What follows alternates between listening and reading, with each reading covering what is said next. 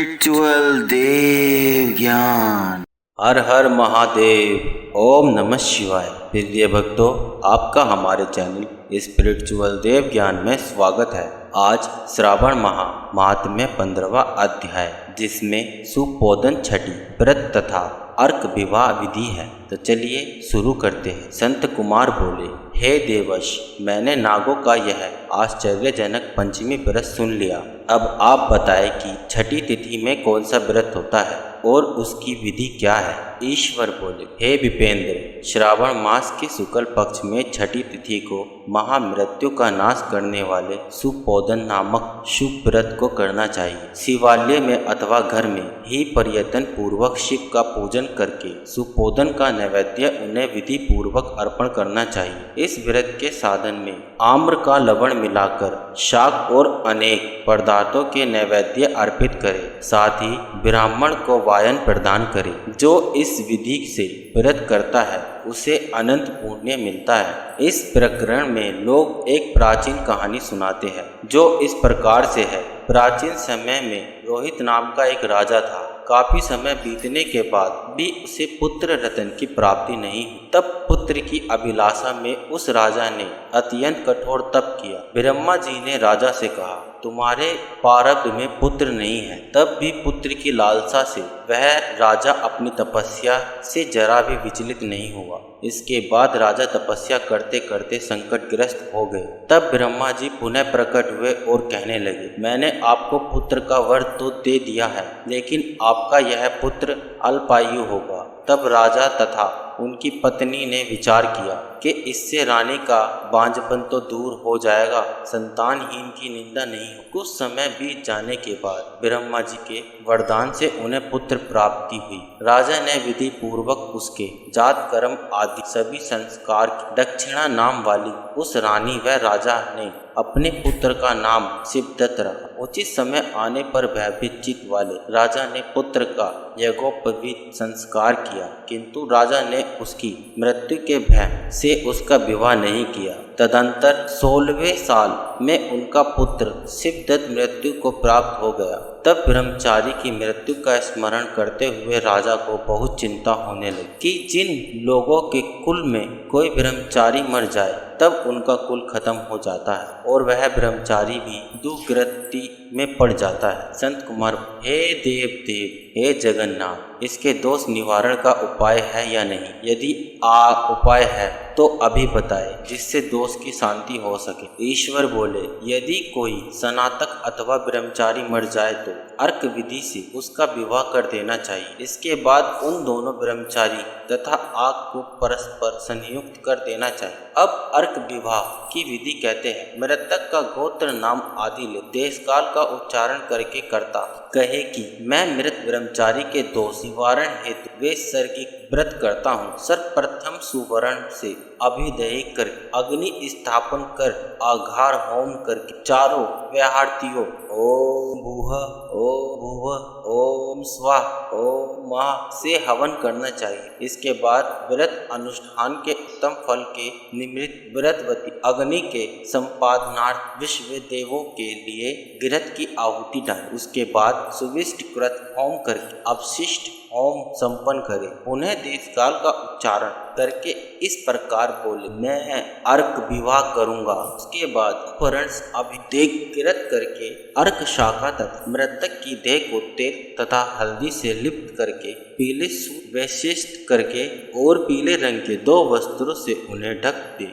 इसके बाद अग्नि स्थापन करे और विवाह विधि में प्रयुक्त योजक नामक अग्नि में आघार होम करे। वह अग्नि के लिए आज्ञा होम करे। उसके बाद चारों व्याहर्तियों से ओम भूः ओम स्वाहा ओम महा बृहस्पति तथा कामदेव के लिए आहुति प्रदान करे। पुनः घृत से सुविष्ट कृत होम करके संपूर्ण हवन कर्म समाप्त करे। इसके बाद आग की डाली तथा मृतक के शव को विधि पूर्वक जला दे। मृतक अथवा मृत्यमाण के निमित्त 6 वर्ष तक इस व्रत का अनुष्ठान करना चाहिए। इस अवसर पर 30 ब्रह्मचारियों को नवीन कोपिन वस्त्र प्रदान करना चाहिए और हस्त प्रमाण अथवा कान तक लंबाई वाले दंड तथा कृष्ण मर्ग चरम प्रदान करने चाहिए। उन्हें चरण पादुका, छत्र माला, गोपी चंदन, परवाल मणि की माला तथा अनेक आभूषण समर्पित करने चाहिए। इस विधान से व्रत करने पर कोई भी विघ्न नहीं होता है। ईश्वर बोले। ब्राह्मणों से यह सुनकर राजा ने मन में विचार किया कि यह अर्क विवाह तो मुझे गौण प्रतीत होता है, मुख्य नहीं, क्योंकि कोई भी व्यक्ति मरे हुए को अपनी कन्या नहीं देता है। मैं राजा हूँ, अतः मैं उस व्यक्ति को अनेक रत्न तथा धन दूंगा जो कोई भी इसकी वधू के रूप में अपनी कन्या प्रदान करेगा। उस नगर में एक ब्राह्मण था। उस समय वह किसी दूसरे नगर में गया हुआ था। उसकी एक सुंदर पुत्री थी जिसकी माता की मृत्यु पहले ही हो चुकी थी। ब्राह्मण की दूसरी भी पत्नी थी जो ब्राह्मण की पुत्री के प्रति बुरे विचार रखती थी तथा दुष्ट मन वाली थी। कन्या 10 वर्ष तथा 3 और अपनी सौतेली माता के अधीन थी। अतः सौतेली माता ने द्वेष तथा अत्यधिक धन के लालच में 1 लाख मुद्रा लेकर उस कन्या को मृतक राजकुमार को दे दिया। कन्या को लेकर राजा के लोग नदी के तट पर शमशान भूमि में राजकुमार के पास ले गए और शव के साथ उसका विवाह कर दिया।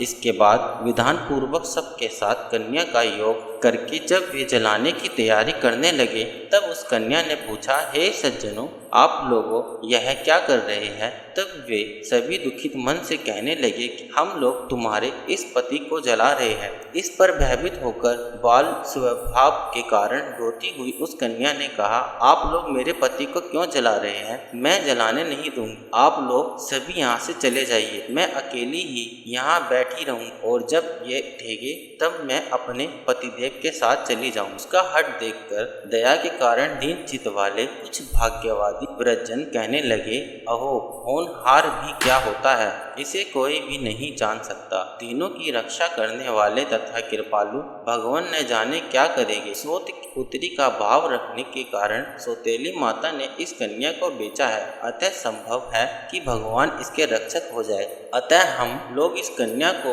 व इस सब को नहीं जला सकते, इसलिए सभी को अच्छा लगे तो हम लोग यहाँ से चले जाने चाहिए। परस्पर ऐसा निश्चित करके वे सब अपने नगर को चले गए। बाल स्वभाव के कारण यह सब क्या है इसे न जानती हुई वह से व्याकुल वह कन्या एकमात्र शिव तथा पार्वती का स्मरण करते ही उस कन्या के स्मरण करने से सब जानने वाले तथा दया से पूर्ण हृदय वाले शिव पार्वती श्री वहां आ गए। नंदी पर विराजमान उन तेज निधान शिव पार्वती को देखकर उन देवों का न जानती हुई भी उस कन्या ने पृथ्वी पर दंड की भांति पड़कर प्रणाम किया।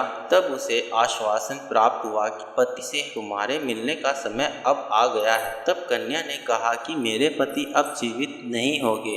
उसके बाल भाव से प्रसन्न तथा दया से परिपूर्ण शिव पार्वती ने कहा कि तुम्हारी माता ने बोधन नामक व्रत किया था, उस व्रत का फल संकल्प करके तुम अपने पति को प्रदान करो। तुम कहो कि मेरी माता के द्वारा जो सुपोधन नामक व्रत किया गया है उसके प्रभाव से मेरे पति जीव हो जाए। तब कन्या ने वैसा ही किया और उसके परिणाम स्वरूप शिवदत्त जीवित उठ खड़ा हो गया। कन्या को व्रत का उपदेश देकर शिव तथा पार्वती अंतर्या हो गए। तब शिवदत्त ने उस कन्या से पूछा, तुम कौन हो और मैं यहाँ कैसे आ गया हूँ? तब उस कन्या ने उसे वृत्तांत सुनाया और रात हो गई। प्रातः होने पर नदी के तट पर गए लोग ने राजा को वापस आकर कहा कि हे राजन, आपका पुत्र व पुत्रवधू नदी के तट पर ही स्थित है। विश्वत लोगों से यह बात सुनकर राजा बहुत खुश हुआ।